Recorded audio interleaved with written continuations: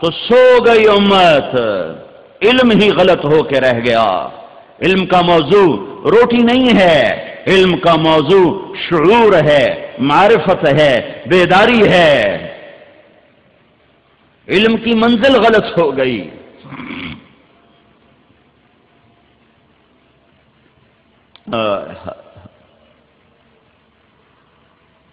تو میرے نبی نے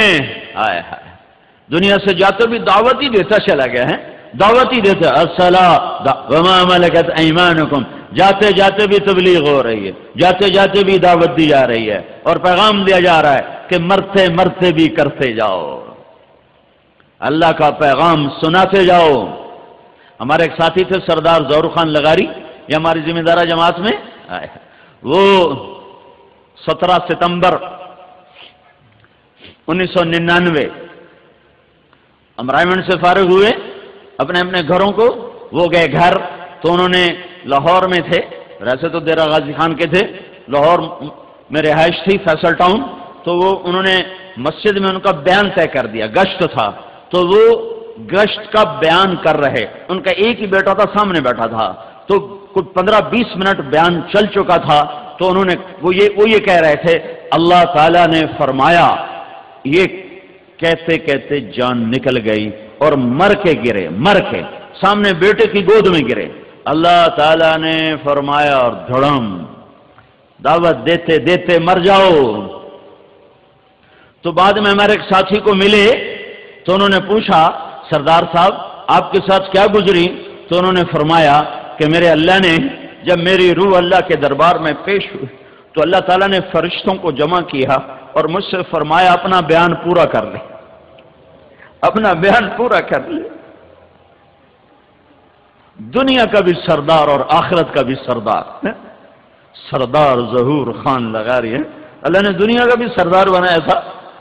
قبیلے کے سرداروں میں سے تھے، اور آخرت کا بھی سردار بنایا کہ ظہور چل اپنا بیان پورا کر، یہ میرے فرشتے تیرے آگے ہیں۔ تو میرے بھائیو، امت یہ پیغام پہنچانا بھول گئی ہے، مدت ہوئی سیاد نے چھوڑا بھی تو کیا، تاب پرواز نہیں، راہ چمن یاد نہیں، یاد ہی نہیں ہے کہ دنیا میں پھرنا، پیغام ربانی کو لے کے در در صدا لگانا، گھر گھر نوائے وقت بن جانا۔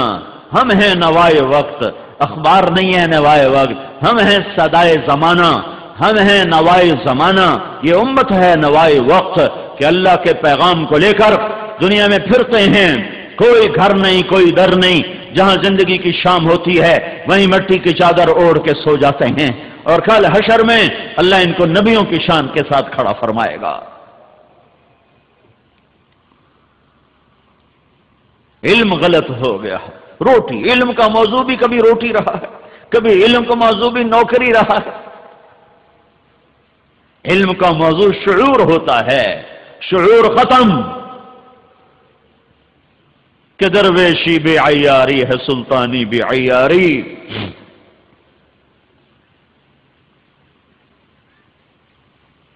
یہ تبلیغ بھولا ہوا سبق ہے، کوئی نیا سبق نہیں، پرانا ہے، لوٹ پیچھے کی طرف، اے گردش ایام تو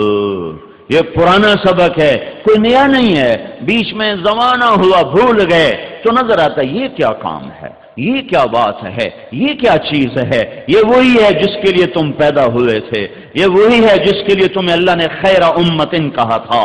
یہ وہی ہے جس کے لیے اللہ نے تمہیں ہوجتباکم کہا تھا، یہ وہی ہے جس کے لیے اللہ تعالیٰ نے تمہیں امتن وسطا فرمایا تھا، یہ وہی ہے جس کے لیے اللہ نے تمہیں لتکونوا شہداء علی الناس فرمایا تھا۔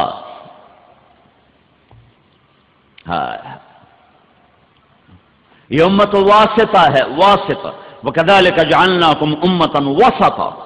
ساری تفسیروں میں اس کا ترجمہ ہے اعتدال والی امت، اعتدال، ہم نے تمہیں اعتدال والی امت بنایا ہے، لیکن وسطہ کا لفظ اپنے اندر ایک اور مطلب بھی رکھتا ہے، واسطہ، وسطہ بے معنی واسطہ، واسط، دو چیزوں کو جوڑنے کے لیے جو درمیان کی چیز ہوتی ہے اس کو کہتے ہیں واسطہ۔ تو میں جبوتی میں بیان کر رہا تھا، جبوتی افریقہ کا ملک، اجتماع تھا، بیان کر رہا تھا، عرب بھی آئے تھے، ایک عرب عالم بھی موجود تھے وہاں، تو میں نے اس کا ترجمہ کیا کہ ہم نے تمہیں امت واسطہ بنایا ہے، اعتدال کی بجائے میں نے ترجمہ کیا ہم نے تمہیں امت واسطہ بنایا ہے کہ تم جیسے نبی اللہ اور بندوں میں واسطہ ہوتے تھے اور بندوں کو اللہ کا پتہ بتاتے تھے، تو اے بورے والا کے ایمان والو اور اے ہند سندھ کے ایمان والو، اب تم نبیوں کے بعد امت واسطہ ہو۔ اب جو جیسے نبی واسطہ بنتے تھے اب ان کی جگہ تم میرے اور میرے بندوں کے درمیان واسطہ ہو۔ بیان کے بعد وہ عرب عالم میرے پاس آ گئے، کہنے گے یہ مطلب تو نے کہاں سے بیان کیا ہے؟ میں نے کہا اب یہ چھوڑو میں نے کہاں سے بیان کیا ہے، اب یہ بتاؤ کہ عربی زبان میں اس کی گنجائش ہے کہ نہیں ہے؟ کہنے کے گنجائش تو ہے اور بہت خوبصورت ہے،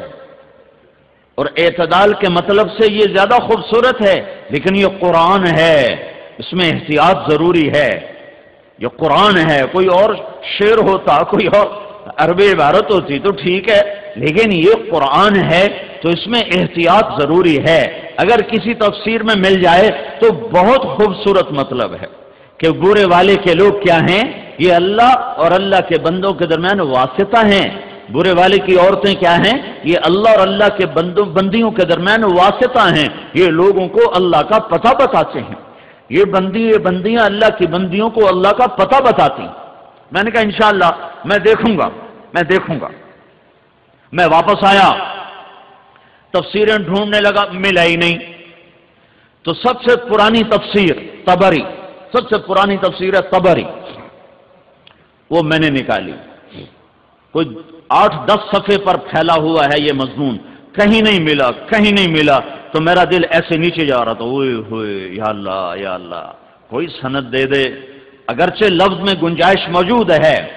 تو جب لفظ میں گنجائش ہو تو پھر وہ تفسیر بالرائے نہیں ہے، لیکن چونکہ میرا مقام ایسا نہیں ہے کہ میں ایک نئی چیز کہوں، پیچھے کسی نے کہی ہو تو پھر میری کمر سیدھی ہو جائے گی۔ تو جب بحث ختم ہو رہی تھی تو اس کے آخر میں امام طبری نے وسطہ کو بے معنی واسطہ لیا کہ ہم نے تمہیں امت واسطہ بنایا ہے۔ میں نے کتاب بند کرنے سے پہلے ہی، وہ قطر کے تھے، میں نے فون ملایا، میں نے کہا دکتور فوزی ابشر، دکتور فوزی الحمدللہ